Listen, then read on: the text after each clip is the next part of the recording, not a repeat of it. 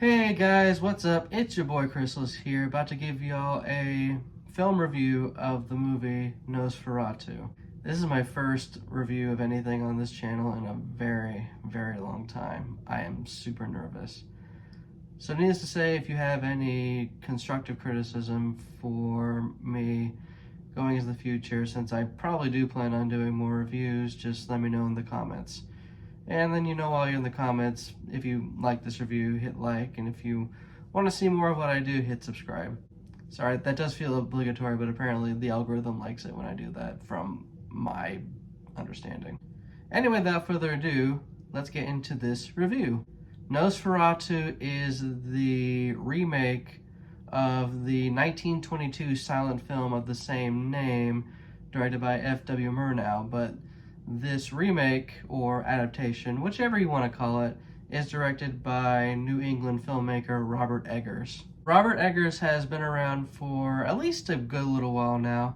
He made his feature film debut with a movie called The Witch back in 2015. The movie itself is really eerie, it's scary, it really hones down on the theme of paranoia that it goes for. It definitely left an impression on many people that were able to catch it at the Sundance Film Festival, I think it was, as well as people that were able to eventually catch it in theaters, as it is one of Eggers' most financially successful movies to date. What also made The Witch interesting, as well as his other movies like The Lighthouse and The Northman, is the fact that they used a lot of natural and authentic elements. Instead of going to a studio or using a pre-built set, they built their own for The Witch and The Lighthouse. For The Lighthouse, they actually built their own lighthouse because apparently all the lighthouses on the eastern part of North America were not sufficient. And allegedly, it stands 70 feet tall, and you can see it from 20 miles away. I bring this up because this is what makes Eggers pretty quintessential in a way when it comes to modern day filmmaking. His drive to make things as authentic and detail oriented as possible. Even if you don't really know the background information on why he made The Witch and everything about the goat Black Phillip, why he made The Lighthouse, and everything with the lighthouse itself and the remote location that they filmed in.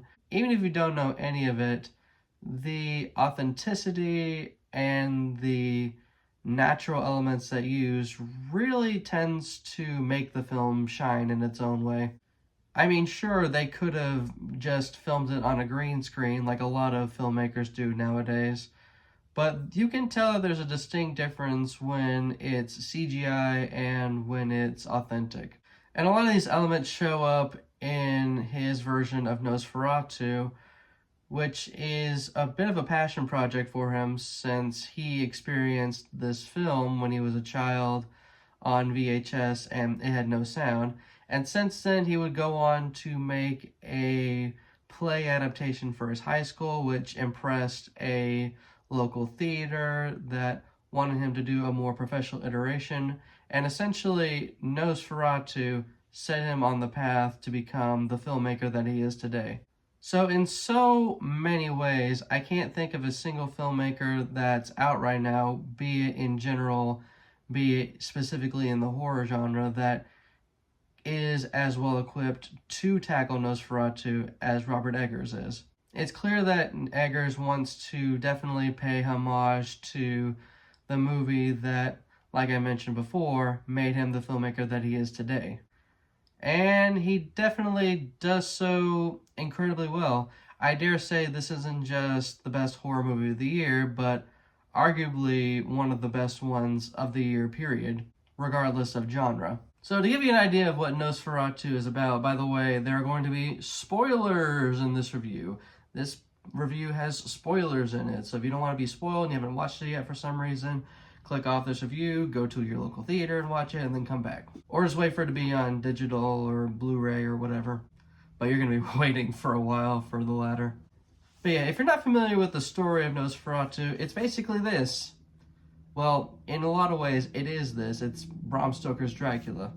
The basic rundown of it is that these German filmmakers, F.W. Murnau, wanted to make an adaptation of Dracula back in the 1920s.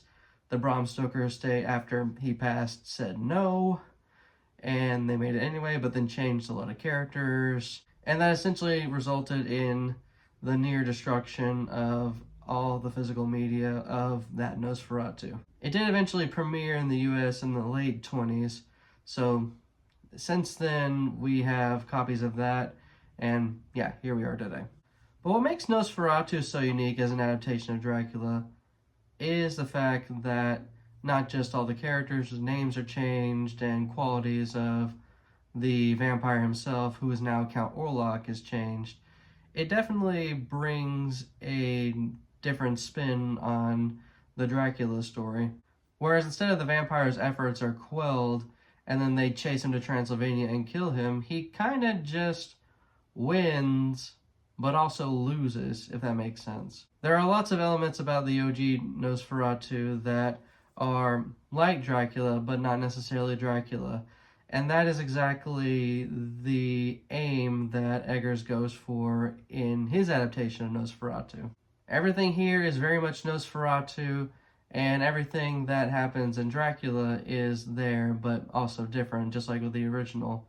But there's a keener focus on Lily Rose Depp's character, Ellen Hutter, about how she is this tormented and depressed and just tortured soul. How she is a woman not meant for the modern times, living in the modern times. And there ends up being this sort of love triangle between her and her husband and a bloody vampire. Nobody seems to understand her except for the vampire that is constantly physically and emotionally abusing her in so many ways throughout many years of her life. On the subject of Lily Rose Depp, though, her performance was magnificent. She embodies Ellen Hutter's character, whether it's she's scared and depressed and feels alone, or when she's having her epileptic moments in trance. Her performance just absolutely breaks your heart. It's definitely the standout in the entire film, which says a lot because we have a bit of an ensemble cast here for Nosferatu this time around.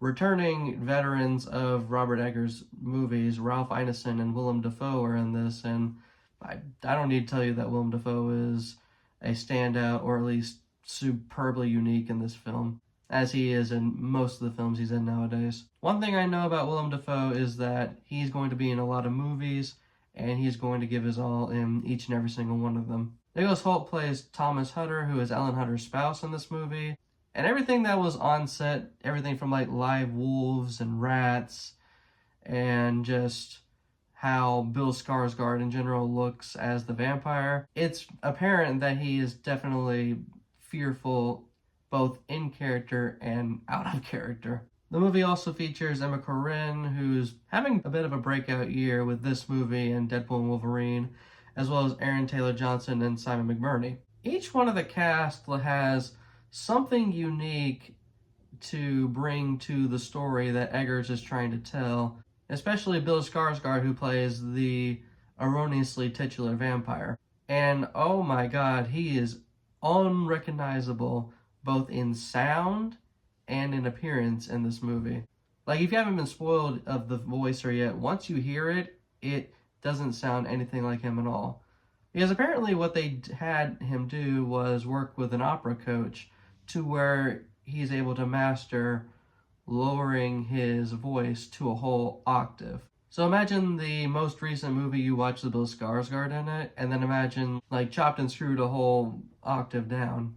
Yeah, his performance as Orlok is incredible, but again, it's Lily Rose Depp that shines the most in this film, which says a lot because everyone really just gives her all in this movie. They definitely enhance the script that is supposed to aim for a terrifying, slow descent into darkness, as well as the imminent approach of this vampire. And they just do a damn good job at doing so with the natural lighting as well as the candle lighting in this film. In particular, a lot of shots use a filter that's supposed to mimic moonlight, not just as a homage to the grainy look of the original, but also to definitely let you know that this movie is dark and it's terrifying. What's also employed, shout out to Jaron Blaschke, who, if he does not win an Oscar for cinematography, I'm going to scream.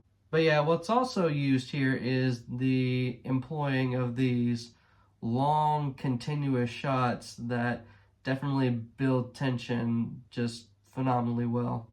Especially in moments whether it's these jump scares that don't really feel forced or cringe at all. I think they work really well in this film. Or it's just these conversations that are had between Ellen and Count Orlok, or just any of the characters in general. It feels like these shots are live and in the moment, and if there's anyone that's gonna be able to do it, it's Blaschke. It's not just the way the movie looks that's terrifying and eerie and definitely gothic, it's also the sounds and the music. Everything from the shivering timbre of Bill Skarsgård's voice, all the screams, all the sounds from the animals, just every creak and footstep is just definitely resounding with the fear that the movie is trying to implement, as well as with the score that is there for the emotional moments and it's there for the terrifying moments as well. Whether it's to build tension or whether it's, hey, it's the vampire, he's come to suck your blood.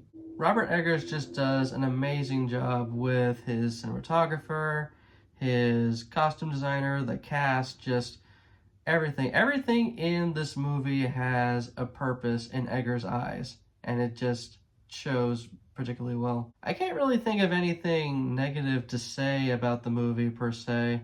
I will say the movie feels safer and more accessible than what I'm used to from Eggers. A lot of times, say with like The Witch and The Northman, he will oftentimes have the dialogue be like period accurate, to where sometimes it takes like a couple of times to watch to understand what they mean. But with Nosferatu, they just, speak English that is pretty plain to me at least. And also, I kind of just wish it was longer, or maybe there was just a lot more put into the movie that definitely builds on a lot of characters and themes and whatnot more. But that's what hopefully the 3-hour cut of the film, whenever it comes out in physical, will be for. So when that comes out, I will definitely make a follow-up to this video. But yeah, overall, Eggers, it just does it again, basically. Even if the movie, like I said, is a lot more accessible than his past films, for one, he needs the W because of how bad The Northman did in the box office. And two, it definitely shows that Eggers is willing to show more to himself as a filmmaker than just coming off as a one-trick pony with these dense, semi-inaccessible horror films. And as this movie continues to be successful in the box office, it's already passed the 100 million mark, it definitely will open a lot of people's eyes who have not watched anything of Eggers to the world of his imaginative, ambitious mind. So yeah, I definitely give this movie 2 thumbs up. It's probably my favorite movie that came out in 2024, and I do wholeheartedly recommend it. You go see it now. Like, right now, as in stop this video and do it now. I actually ended up not really spoiling a whole lot in this video. Oh well. Anyway, if you caught Nosferatu in theaters, what did you think of it? Did you love Nosferatu? Did you hate Nosferatu for some reason? And what movies should I consider reviewing next? I probably won't do too many of them since this takes a lot of time and to put together, but yeah, I do have more movies I plan on reviewing soon, like the ones that will probably get nominated for Best Picture for the Oscars or whatever. Don't expect me to absolutely love each and individual one. This is your boy Chrysalis here, signing off.